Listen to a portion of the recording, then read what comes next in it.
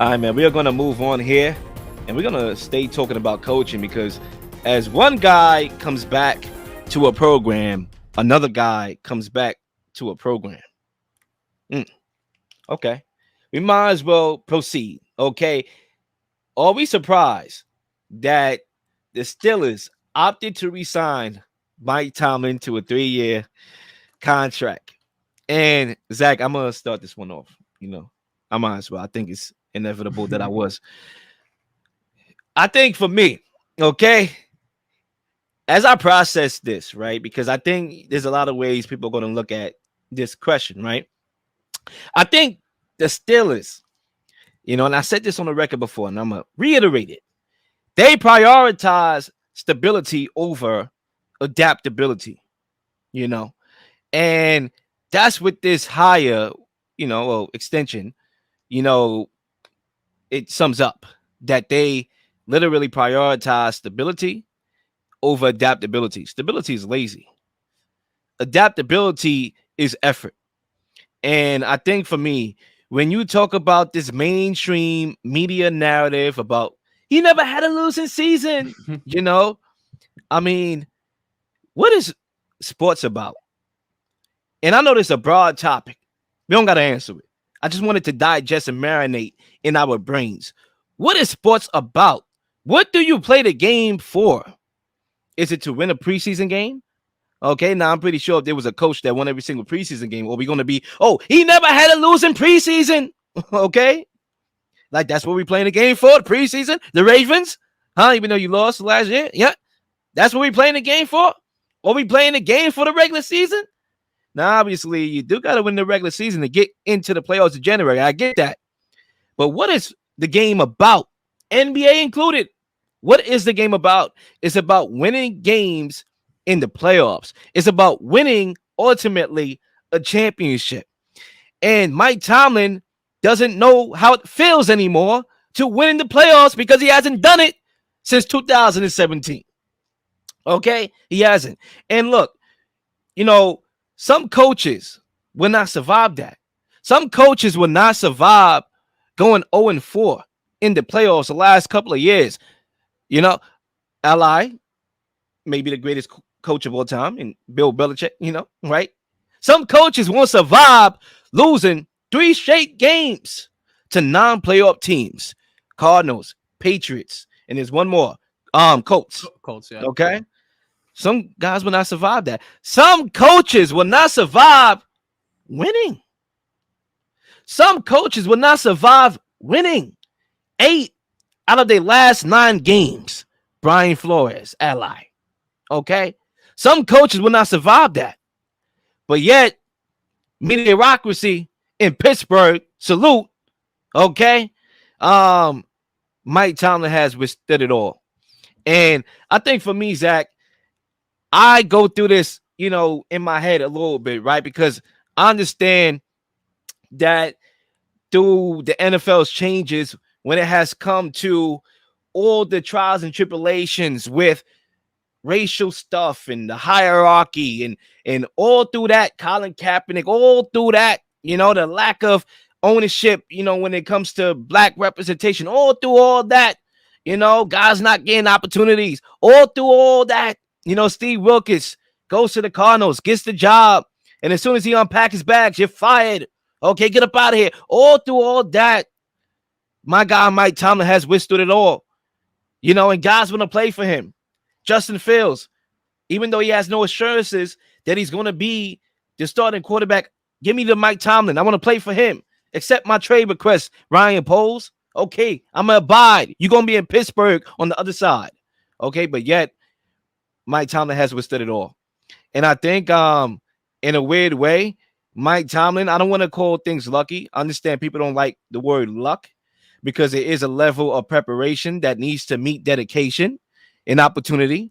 But at the same time, when I see everything that's going on, in sports and the NFL, more directly, and to see Mike Tomlin still get another contract extension despite mediocre results come January, it really has me questioning what this game is really about. The mic is yours.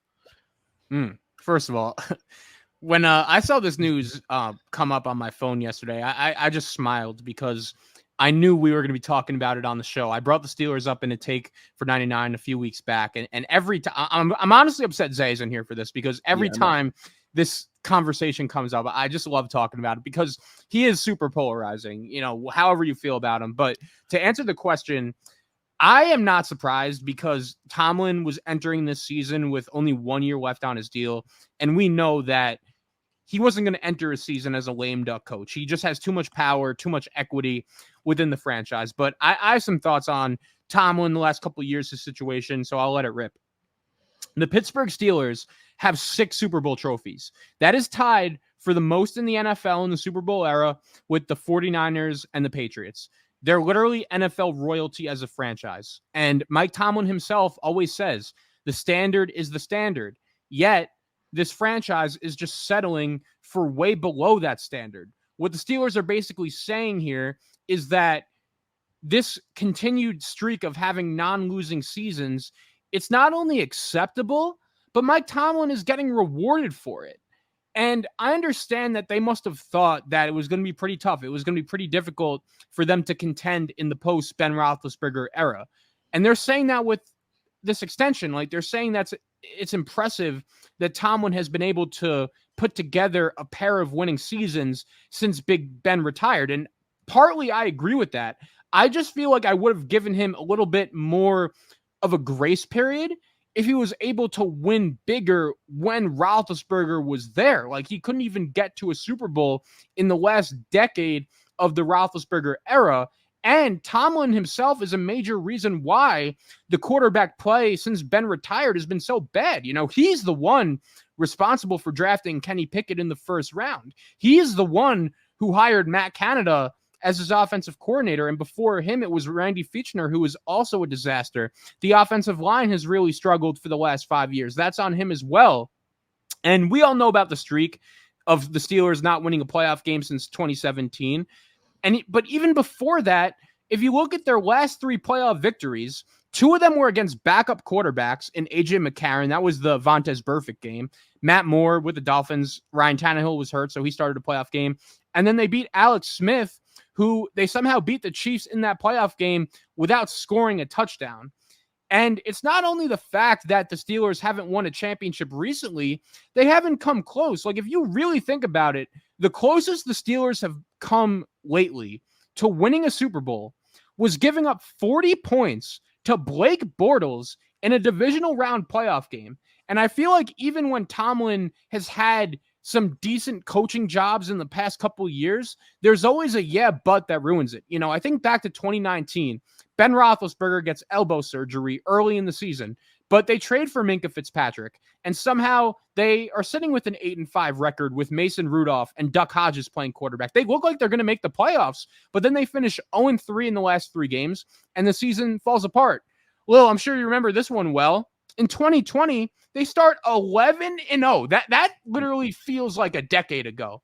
And it's looking like this team is going to be the number 1 seed in the AFC, but they finish 1-5, or excuse me, 1-4 in their last 5 games, and they lose in the first round of the playoffs at home to the Browns when Kevin Stefanski gets COVID and isn't even at the damn stadium.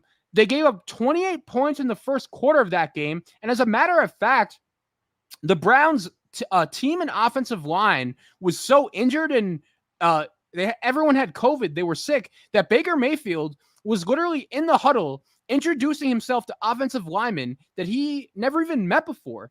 And then the other season that comes to mind was 2022. They started 2-6, but you know, they finished the season 7-2 in their last 9 games. And even though you missed the playoffs, you thought, okay, maybe the future is bright. But that team probably gets to the playoffs if they would have started Kenny Pickett right away over Mitch Trubisky. And it's not even a guarantee that that would have worked because we saw what happened with Pickett's development last year. And in large part, it was due to the fact that you hired an absolute buffoon as your offensive coordinator. We also look at last year against the Bills. We know that game was never close in the playoffs. So the Steelers are rewarding Mike Tomlin. They're giving him a raise for being just slightly above average. Does this team know that Andy Reid got fired from Philadelphia after making 5 NFC championship games in a Super Bowl? Doug Peterson literally won a Super Bowl with the Eagles and got fired a few years later. The Patriots fired Bill frickin' Belichick. I still think that Mike Tomlin could coach, but I think this move is more about the Steelers as an organization just being more content with mediocrity more than Tomlin himself. And with this extension, I should mention, Tomlin is getting Andy Reid, Sean McVay, Kyle Shanahan level money. He is one of the highest paid coaches in the NFL right now. And I just don't understand why this Steelers organization will never hold Tomlin responsible for this long playoff drought they're in right now. I mean, I think we need to call a spade a spade. I think Mike Tomlin, he knows how to talk water out of a well. And I think it serves him well, but can you turn water into wine? We don't know that because he inherited a pretty damn good roster, Hall of Fame quarterback, and he was able to have success doing that. Underachieved still a little bit when you really consider, the opportunities that were there for them to win another championship. He did get one, out of Big Ben. Could have been more. But at the same, because the Ravens, right? Everybody tells me this. And I hate when they do that. Oh, well, you went up against the Patriots. They went up against Tom Brady. Oh, now you want to give Tom Brady credit, right? But guess what? The Ravens went into Tom Brady's house and beat him twice in the playoffs. But guess what? Mark Sanchez went into Tom Brady's house in a divisional round and won in the playoffs. I saw the highlights the other day. Okay? So that's not an excuse. Okay? And look, I think it goes beyond just talking water out of a well. I understand that, yes, you have to command the locker room, and I don't think there's nobody that does that. I won't even say better than Mike Tomlin because there's times where he lost the locker room, where guys just acted up like Antonio Brown, Le'Veon Bell, Claypool, right? I'll give but at the same time, on that note, I want to give another specific example. How about LeGarrette Blount? People forget he was a Steeler for like a cup of coffee, and he like quits the team. He says enough is enough, and then goes on to win 3 Super Bowls with 2 different teams in the Patriots and the Eagles. That always stood with me. That guy was with the Steelers for like 4 weeks and said, I'm done with this. Enough is enough. And then won 3 Super Bowls after he left. I mean, the magic doesn't work for everybody. Some people can see right through the bull. And some people are hypnotized by the speeches that Mike Tomlin gives. And I think Mike Tomlin does a good job with those speeches. Sometimes I believe he's not overrated. Okay, when he talks. He be having me sometimes. I gotta catch myself. He be like, Leel, it's about the playoffs, okay? It's about the playoffs, Leel. Stop it. Don't you retract what you're saying about Mike Tomlin, even though you like Mike Tomlin, because at the end of the day, it's about winning. It's about winning. Okay? Charlie Sheen, winning. Okay, that's what it's about.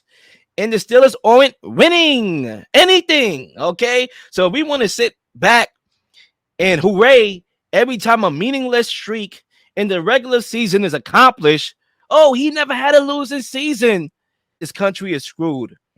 And I'm thinking we being more screwed by the day, Zach. Honestly, I don't know where America's trending. I don't. We reward people for mediocrity, and we punish people for keeping it real. It's just weird how this country works. But let me get back to my point. Let me stay on course here. There's one more point that I want to make that slipped in my head. I don't remember. Oh, here we go. So we all know he's very popular, right? And I think one of the reasons why the Steelers did this, and I'm just guessing here, right? Don't take me off of face value, is that they believe they got a guy that, yes, can talk water out of a well, that players want to play for, and maybe he could be that LeBron James in a funny way to recruit people to come there, like Justin Fields wanted to go there. Wilson wanted to go there. So I feel like right? it worked. So, And one before I let you finish, one quick thing I'll say is it's interesting because I felt like, you have called the Steelers out a lot about this in the past is, the organization, they're stuck in 1999. They're not with modern times. And really this offseason, it felt to me that for the first time in a while, they made some moves that typically they wouldn't make in the past. Russell Wilson and Justin Fields are just 2 examples. They decided to move on from Kenny Pickett after he requested a trade, even bringing in a guy like Patrick Queen, spending a lot of money on him. They've made some moves that I feel like in the past they would not have made, but even with that, they're still sitting here just content with Tomlin's recent mediocrity, and I'm just confused by that. Yeah, and I think when you talk about players wanting to play for Mike Tomlin, there was a poll that came out. I guess it goes on every year. In 2023, he was named the coach most desirable to play for. And last year, he actually lost that. He became number two, 1.6 to 5 to Dan Campbell. Or should I say Dan Gamble? And I think when you take him, because he's one of the most popular coaches in the NFL, not the most popular, and you take a guy in the NBA that was voted least desirable to play for, our guy, Tom Thibodeau, let's look at both of these guys' resume for a second. I understand it's NBA, NFL, but I want to make a point here. Most desirable to play for and least. Okay, let's go to Tom Thibodeau. He inherits a wasteland. I'm not going to lie. At one point, being a Knicks fan was terrible. You couldn't catch me in the street wearing Knicks gear. Okay, I was ashamed. That was a time where we lost Kevin Durant, Kyrie Irving. We thought we was getting them, and then we signed Julius Randle. Merry Christmas, New York Knickerbockers. Okay, and head coach after head coach, then with Fizdale, it fizzled out. Right? And we are wasteland, and yet we get this guy, Tom Thibodeau, experienced vet, and he transforms us. Okay, we made the playoffs. We haven't did so in a while that time a couple years ago. We won a playoff series. So gradually, every year, we made improvement. Then we made the Eastern Conference Finals, something that we haven't done since 2000. Okay, but yet nobody want to play for that guy. Okay, now we get to Mike Tomlin again. Let's come back home, and he inherits a great opportunity. The Steelers 2 years ago, prior to him taking that job, 2 years before he took the job, won a Super Bowl. Okay, and he wins another one shortly thereafter. He has a Hall of Fame quarterback. They're drafting well. They know how to draft wide receivers. They get Antonio Brown, but yet they start underachieving. But yet he's a coach that everybody want to play for. It really exposes the popularity that is coaching in sports. And I think somebody needs to say it, and I'll be the one to say it because I am the real Leel. Yeah, it feels to me, man, like a real turning point in the Tomlin tenure was that Jaguar game. You remember that regular season, late, the Steelers played the Patriots, and it was looking like for the first time in a while, okay, like Pittsburgh finally has them on the ropes. Big Ben, Le'Veon Bell, Antonio Brown, all those guys are in their prime. That offense was unreal, and it's looking for a second like, wow, the Patriots are actually going to lose to the Steelers. Jesse James goes into the end zone. It's looking like he has that touchdown, and it was a controversial call, but New England ended up winning that game. And then you just thought like, okay, the Steelers lost, but they'll still be good. They're still right there with the Patriots in terms of the best teams in the AFC. And I remember that year, we were hyping it up like, man, we're going to get the Patriots and the Steelers in the AFC Championship game. This is going to be an all-timer. This might be the Steelers' year. And they no-show against the Jaguars. They give up 40 points to Blake Bortles and Tim Tebow. Off the top of your head, Lil, do you know who the Jaguars, this is super random, do you know who the Jaguars offensive coordinator was that year? The year Blake Bortles, went into Pittsburgh and won. They played New England in the AFC Championship game, and they gave New England a great game. The Patriots ended up winning. Do you know off the top of your head who the Jaguars offensive coordinator was that year? I'm going to give myself two choices here. What's that dude that went to Buffalo? I forgot this dude. Well, Doug Marrone. He was the coach. Yes. He was the coach, but do you know who the offensive coordinator was? I don't know. Yeah, Nathaniel Hackett. Yeah, that guy. Current Right. Jets offensive coordinator, who's, many people think is the laughing stock of the league right now. Nathaniel Hackett and Blake Bortles went into Pittsburgh and dropped 40 points in a playoff game on you. And Pittsburgh hasn't been the same since. I just went over, all the years. In 2020, they start off 11-0. They fall apart. The Ben year. One last point on the Ben years too. Look, I'm not saying Ben Roethlisberger was good back then. Like, he clearly was a shell of himself, but he had some moments. He threw 30 touchdowns in one of those seasons. I think it was 2020. And I feel like Tomlin and the Steelers brass as a whole, they didn't do a great job surrounding Ben in a great situation. Like, they gave him Matt Canada as his offensive coordinator. It wasn't a great situation. And I feel like maybe those Ben years would have ended up differently if it was a better situation. But I just feel like in that building, especially anytime someone criticizes Tomlin, they just, brush it off and just say, oh, he's one of the best coaches in the league. He's a Hall of Famer. He won us a Super Bowl. He's just immune to criticism, and I can't seem to understand It is. why. I mean, you look in the NBA, Mark Jackson still doesn't have a job, and he helped build the foundation that led to one of the greatest, dynasties of all time in the Warriors. And yet, he still can't get another gig. But yet, Mike Tomlin, he withstands everything. And that goes back to my overall point. No matter when all else fails, count on Mike Tomlin having a job. The day I don't see Mike Tomlin being a coach for the Steelers, the day I think the NFL is done. It's over. It no longer exists. And that's what I'm used to. My last point here, and then Zach, feel free to throw in the last word if you want. I think when it comes to present time, right? Because we kind of went back in the day, which is good for historical reference. But when we talk about right now, there's a big situation that's going to define his legacy, which is the quarterback battle, between Wilson and Fields. And obviously he has to get that right. He did not get the Mitch Trubisky, Kenny Pickett ordeal right. He was too late to pull the trigger. First of all, Kenny Pickett should have started week 1. If you just went off of preseason and what we saw on film, Kenny Pickett should have been the starter week 1. He throws out Trubisky because I guess he's a veteran and he earns the respect because he's automatically he has experience. So he earns a level of respect when he really didn't earn anything. Yeah, he won one playoff game, but that was it. And then he starts week 1. He didn't even win a playoff game. They lost that. They actually lost that game. The field goal they missed. Yeah, but he could have won that. But my point being, they started him and they waited to the last very second when they lost and punted a couple games to throw out there Kenny Pickett. Will that be the same thing? Is he going to give Wilson that respect? Oh, you won a Super Bowl, so guess what? You automatically had the job won. They have no alliances to these guys. These guys are literally playing on 1-year deals. They could be out of here by the end of next year. Should not be no commitment to anybody. It should be a real quarterback competition, and a quarterback that gives my team the best chance to finally win a playoff game should be that guy. Well, Leel, this might come to your dismay, and I'll send you the clip after the show, but I did see Arthur Smith getting interviewed at minicamp today, and he said Russell Wilson is the guy. He's the starter. He said when they signed Russell Wilson that, they knew what they were signing up for. That was, the plan going in as soon as they signed him. So, there goes that. Yeah, man, this is why I don't respect the Steelers organization, okay? This is why, all right? For those of y'all watching this show that think I got an epiphany, like I know somebody named Tiffany, okay, about the Steelers, okay, that I just hate Mike Tomlin, because everybody like to use words when you don't agree with them. You try to, put these labels out there on people. Oh, he's a Steeler hater, okay? He's a Mike Tomlin hater. I'm not. They stuck in 1999. Look at the name of this show. Please like and subscribe for all the up-to-date content. We've been slinging shows left and right, slinging content left and right. Please don't miss anything. If you do, like, subscribe, leave a comment, leave a question, something you may want to answer, something you may have. All ideas are great ideas. Nothing's a dumb question.